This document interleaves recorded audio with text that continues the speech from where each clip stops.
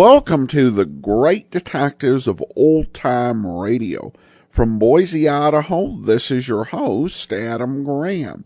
If you have a comment, email it to me, box13@greatdetectives.net. Follow us on Twitter at Radio Detectives and become one of our friends on Facebook. Facebook.com/Radio Detectives. Before we do get started, I do want to let you know the program is brought to you in part by the financial support of our listeners. You can support the show with a one-time donation at support.greatdetectives.net. You can also give to us on a monthly, ongoing basis at patreon.greatdetectives.net and give a monthly amount from $2 or more per month. Well, now it's time for today's episode of the Crime Files of Flamond.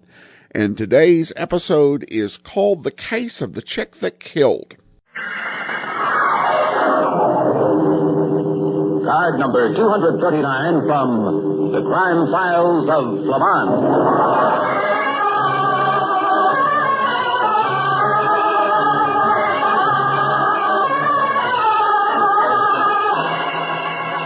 A new file card, please, Miss Lake.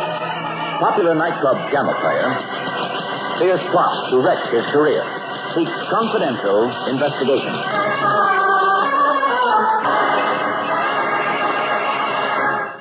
Flamond, the most unusual detective in criminal history. Flamond, famous psychologist and character analyst. Flamond, who looks beyond laughter and tears, jealousy and greed, in order to discover the reason why.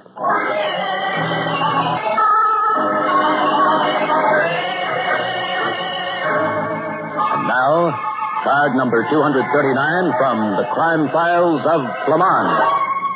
The scene is the apartment of Willie Wilkes, hot piano player appearing nightly at the swinging door. Flamond and Sandra Lake, his secretary, have just arrived. Well, I've always wondered just what kind of a place a jazz piano player would live in. And now you know. Okay, Welch. When you phoned my office, you said somebody was out to wreck your career. You can say that again, Flamond. How do you know? Has anything happened? Come here and dig this light switch. Why, it looks as though it had been hit with an axe. I don't know what it was, honey. All I know is that I get home last night, opened the door, and reached for the light switch. And then? And then, Zowie, something crashed that switch, just missing my fingers by a quarter of an inch. What did you do? I lit out of here like I sat down on a firecracker, and I didn't come back until I talked the desk clerk into coming back with me. And then there was nobody here. That's right. Well, why would anybody try to do a thing like that? Look, Angel, I'm Willie Wilkes. I make $1,000 a week doing things to honeysuckle rose that nobody else does. And the way I figured it, somebody's trying to make mincemeat out of my pinkies. You mean somebody's actually trying to ruin your hand? Now, you're digging me right, sister, and that's no corn. Well, I don't get it. Look, honey, smashing my hands would be like knocking out Louis Armstrong's front teeth. But this little business last night ain't all. What else has happened? Well, I was down at the club earlier this afternoon rehearsing. And after I was through, I went to my dressing room. Well, to get there, you gotta go through a dark hallway. What happened? Just as I put my hand out to open the door to my dressing room, somebody tried to slam it shut on my hand. You couldn't see who it was? I couldn't see nothing. But you left your dressing room door open? Not that I remember. Okay, Welch. It's apparent that somebody doesn't like you. Me? Why, I ain't got an enemy in this world. You mean this person, whoever it is just trying to do you a good turn? Well, no. But I've always been a right guy. Except that there's at least one person who doesn't think so. Look, Flamond, if you don't believe me, ask anybody in the business. They'll tell you that there just ain't... I wonder who that can be. Most of my pals ain't even up yet. Maybe it's the Phantom that's trying to make a has-been out of you. Hey, you're a great little kid. Hello, Willie. Well, hi, chick. Don't you high-chick me, you cheap piano player. Hey, nix, Marie. I got company, see? Yeah? Well, I don't care if they're Rogers and Hammerstein.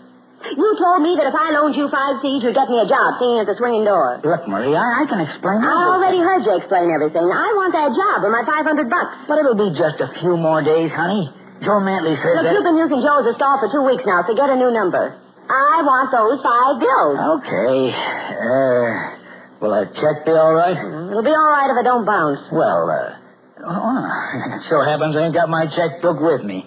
How's about if I mail it to you? Well, it so happens I got my checkbook with me. Oh. Well, maybe it ain't on the right bank. Well, all you got to do in that case is scratch out the name of the bank and write in the name of your bank. Well, look, baby, don't you trust Willie? Yes, as far as I can go, it's Steinway. Listen, Maria, I'll get you your dough. Just drop in and see me later in the week. Willie, I don't get it. You don't get what? You're pulling down $1,000 a week as a headliner at the swinging door, and you don't have the price of a hand-painted necktie. Now, look, Marie. Don't flop, Buster.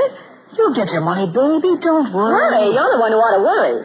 What do you mean? I mean that if you don't come through one way or the other, I'm going to see that you land out in the street with a tin cup. Oh, so now you think you can threaten me, huh? I'm saying that if you don't get what I want by the end of the week, there could just be a little accident. Pardon me, but you wouldn't happen to know anything about a couple of accidents that have almost happened to Mr. Wilkes in the last couple of days, would you? My guess was him, Willie. He's a private dick, Marie. But look, Flamond, you're barking up the wrong tree. Marie ain't sore at me.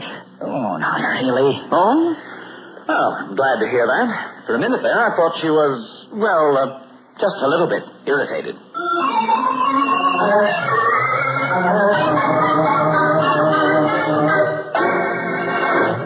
If all Willie Wilkes' friends are like Marie, maybe he doesn't need any enemies.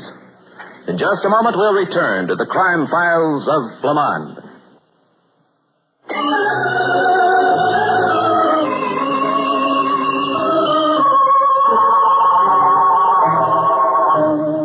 Now, back to file number 239 of the crime files of Flamond. It's later the same day. A short while before the first show at the swinging door. Willie Wilkes, the club's featured hot piano player, sits in his dressing room. Yeah? Carla, Willie. Okay, honey. Come in. I want to talk to you, Willie. Alone. Okay, baby. Close the door. You can talk to me alone anytime you want to. What's the matter, Willie? Huh? You can't fool me. There's something you're worried about. Have you flipped your lid, sweetheart? Little Willie ain't got a worry in the world. Cut it, Willie. I can tell. Look, Carla. Okay. I'm a little short on dough. You're short. But you're knocking down. Forget it. It's nothing serious. Willie, have you heard Joe Mantley make any cracks about my singing? Joe? What's that bum know about singing? What he knows ain't the point. Joe runs this joint. He's the guy that pays off. Has he said anything about being dissatisfied with my work? Listen, honey, you're a top-flight thrush. You're too good for the joint. Have you heard Joe say anything, Willie? Why, no. You're lying. Oh, Carla, you know Willie'd give it to you straight from the shoulder. Yeah? Well, something Joe said makes me think you know more than you're letting on. What about what? He gave me 2 weeks' notice. You mean you're fired? Yeah. And whoever's responsible is going to be sorry. When'd you find out? Day before yesterday. Well, do you want me to talk to Joe for you? No, thanks. The fact is, Willie, I'm afraid maybe you've talked to Joe too much already.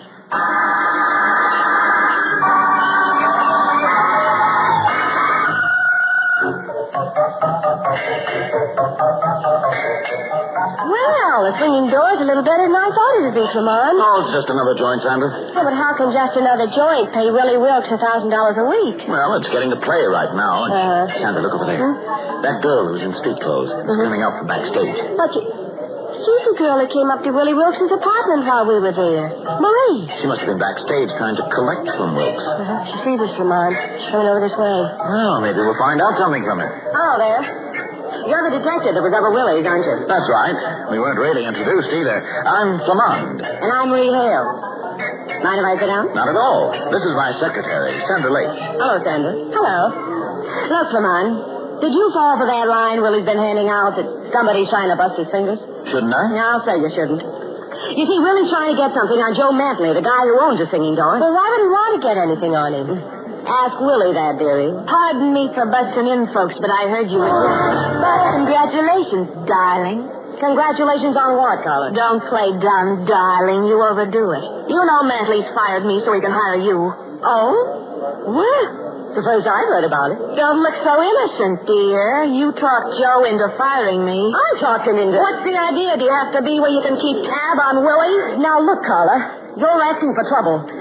You've been kind of interested in Willie yourself lately. Are you crazy? I hate to change the subject, but Mr. Wilkes said he'd be out to see us in a few moments, and we've been waiting nearly half an hour. Are you folks friends of Willie's? I don't believe I've had the pleasure. Now, here's a detective, and the girl... You're a detective? That's right. Willie isn't in any trouble, is he? I'm afraid I can't talk about the affairs of one of my clients. I'll bet Joe Mantley hired you. Sorry, but I've never even met him. I'll bet he hired you... He hired me to what? Never mind. Oh, here comes Mr. Wilkes now, Flamond. Look, his right hand is all bandaged up. Uh-oh. Well, this looks like a cozy little jam session. What's wrong with your hand? That finally happened. Somebody with a knife caught me in the dark areaway a little while ago, so I had to go back and bandage them. But your fingers, are they hurt badly? No broken bones, if that's what you mean. Just a cut is all. But somebody sure didn't want little Willie to pound it out tonight. Well, this does it. Whatever's going on has to be stopped before somebody really gets hurt. Okay, but who is it who's trying to put me out of business? I don't know, but I want to talk to Joe Matley right now. Matley? You don't think he'd try to put his star act out of commission, do you? All I know is that his name has been kicked around a lot here tonight, and I've got a hunch you'll be able to tie up a lot of loose ends. Where's his office? Backstage. Right next to the dressing rooms. All right, let's all go back there and listen while Joe Matley gives with a jive.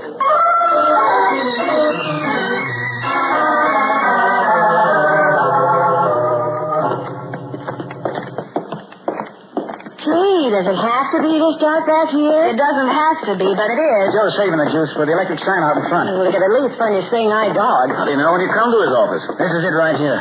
There's a streak of light under the door, too. Go ahead and knock. Okay. Maybe he's out front. We've seen him. Hey, Joe. Better try the door. Yeah. Hey, Joe, there's a guy here that wants to... Holy cow. Oh. Lamont, he's dead. He's not only dead, he's been murdered. Yeah, a bullet right smack through the ticker. But there's a knife in his hand, and it's covered with blood. That's a nasty-looking shib, too. Maybe it was suicide. I don't think so, Marie. He was shot through the heart, and there's no gun in sight. But that knife is interesting. I wonder who he was trying to stab. Stab nothing, honey. He was trying to make hash out of Willie Wolf's hands. Oh, then you admit you knocked him off, Willie, huh? Look, Carl, I didn't say that. And if you think... Hold it, you two. If this little bit of dialogue is for my benefit, you can skip the whole thing. I'll make up my mind in my own way, thanks.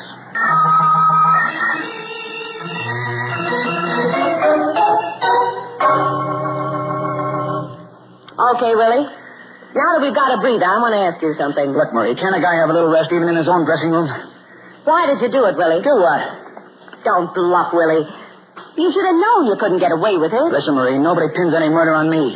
Joe Matley was paying me big dough. Do you think I'd chill the guy who was showering me with lettuce? He was also trying to run you right out of the business by trying to smash your hands. I can't say I blame you for killing him. Okay, honey, if you want to talk that way, I can't say I blame you for killing him either. Me? Where do you get that stuff? You paid me $500 to get you on here as a featured vocalist. But Joe didn't come true, so you get sore. I was going to at you, not at him. Didn't you come backstage to see Joe tonight? So what? I got a right to try to get a job, Now, when you play that rough, baby. Look, Willie, you start talking like that and you're going to get yourself into trouble. I haven't told the detective why you're short of dough. Why, you lousy little... I'll break your neck. Hey! What is this? Sorry, Mr. Wilkes, so let me interrupt you. That's okay, I'm through. Now tell the world you're through. Flamond wants to see you, Mr. Wilkes. Okay. Come on, Willie. No, Miss Hale, not you. Flamond wants to see Mr. Wilkes. Alone.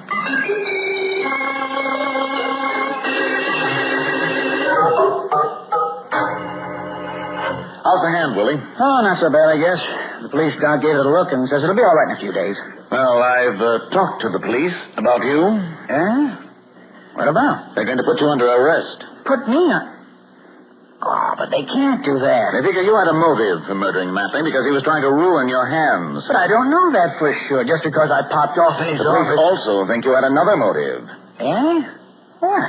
They say that Matley was blackmailing you. Look, what is this? They found some papers in Matley's safe. Oh? Among them is a statement you signed saying that you haven't always used those fingers of yours playing the piano. You mean the safe cracking racket? Uh-huh. But Joe wasn't blackmailing me. He was a great... That's not the way I heard it, Willie. No? No. He was a racketeer, a hoodlum. Oh, just the same, Look, Willie, you've been drawing $1,000 a week from this club, and yet you're broke. You can't even pay Marie Hale her $500. Okay, Flamond. Joe was shaking me down, and for plenty.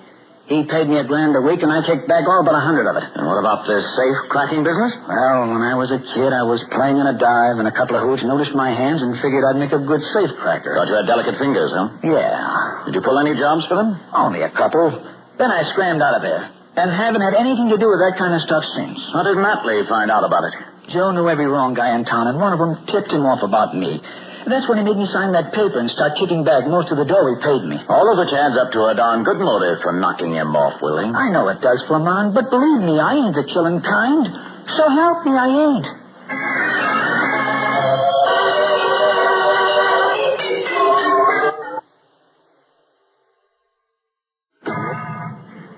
Well, Miss Hale, I'd say you stepped into this picture at the wrong time. No, I don't know.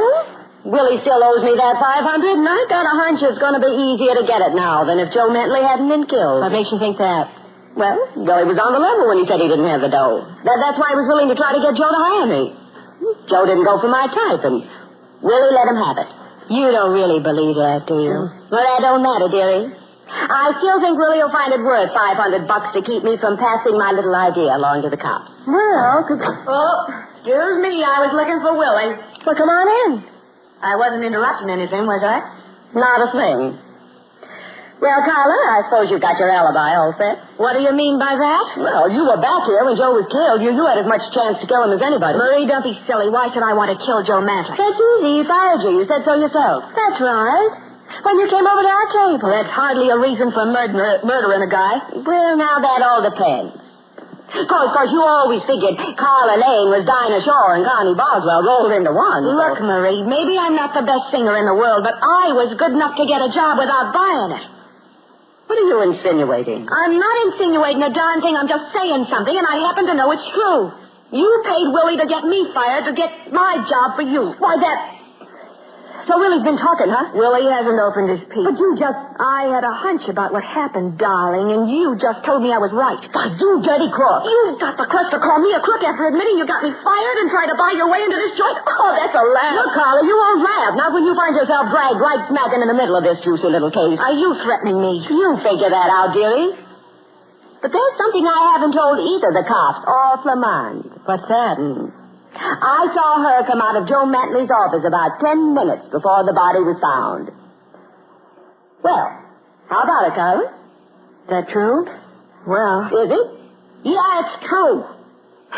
He called me in to fire me until you killed him. That's a lie, and I'll kill you. Carla! Please stop her. Take your hands away from my throat.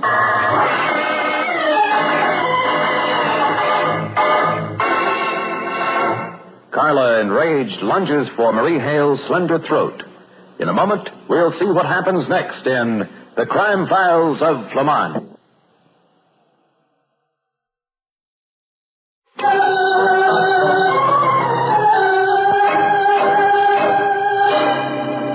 We return to file number 239 of The Crime Files of Flamond.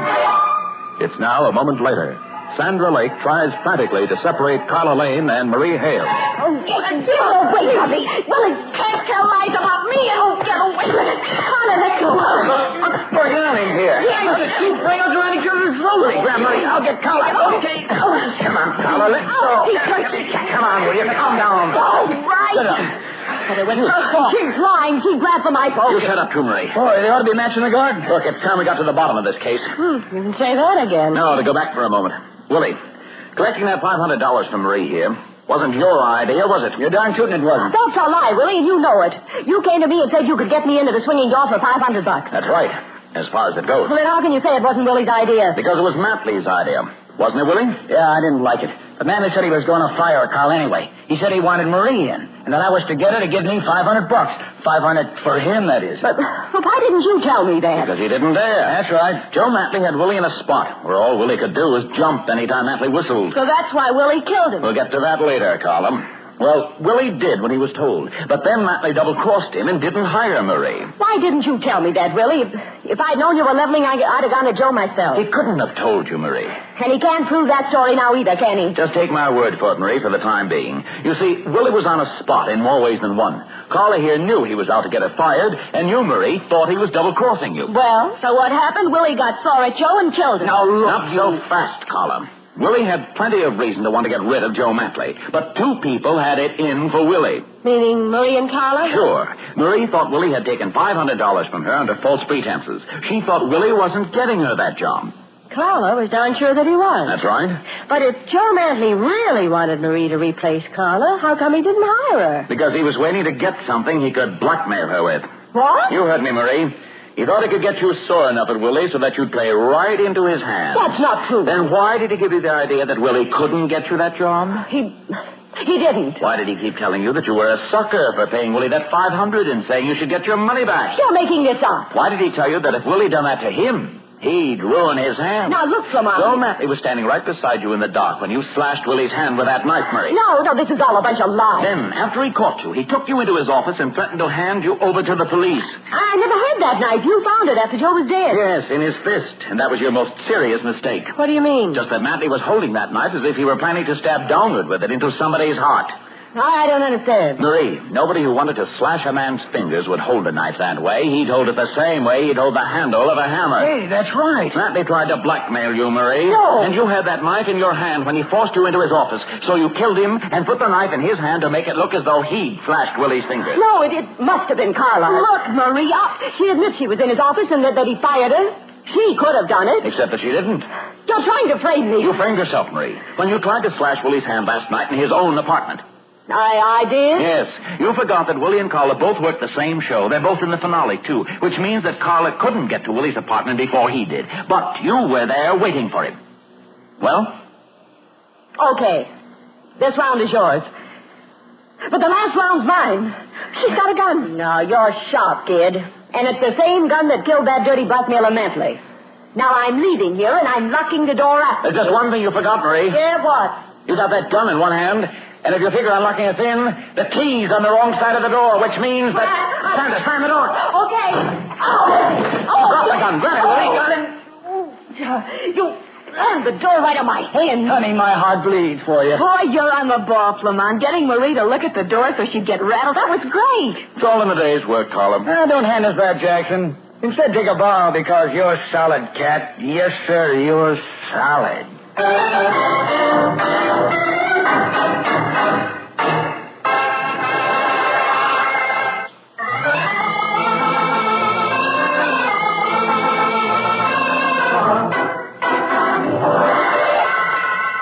And now the basic clue in file number 239 of the Crime Files of Flamond. You know, Flamond, there's one thing about this case that I don't dig. Look, chick, if you're going to keep giving with the jive... Okay.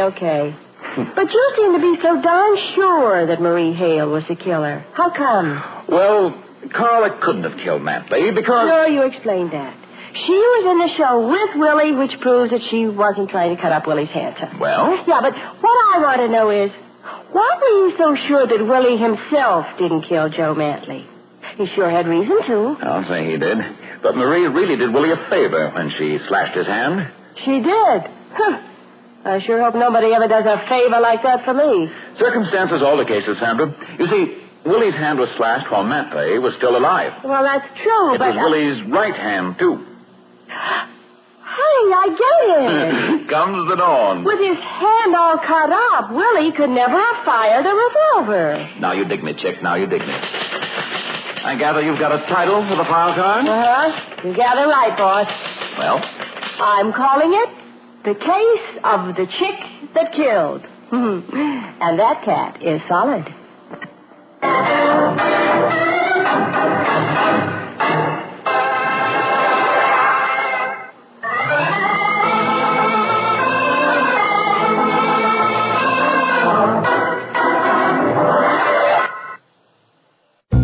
Hello, mystery lovers. I'm Jennifer Moss, author of Town Red, the first in a series of mysteries with a metaphysical twist.